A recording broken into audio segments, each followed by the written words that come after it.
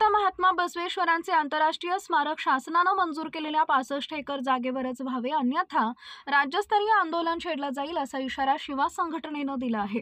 शिवा संघटनेचे जिल्हाध्यक्ष शरणराज केंगणाळकर यांनी पत्रकार परिषदेत सांगितले की 2015 मध्ये तत्कालीन अर्थमंत्री सुधीर मुनगंटीवार यांनी या स्मारकास मान्यता दिली होती।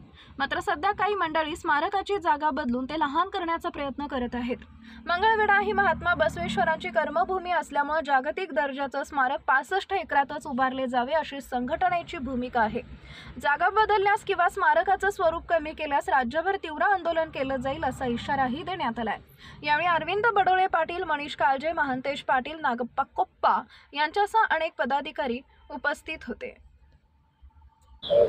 शिवा संघटनेचे राष्ट्रीय अध्यक्ष मनोहर धोंडे सर यांच्या आदेशाने मंगळवेढा येथील जगज्योती महात्मा बसवेश्वर आंतरराष्ट्रीय स्मारकाची जागा ही कृषी विभागाच्या 65 एकर जमिनीवर व्हावी ही शिवा संघटनेची मागणी आहे।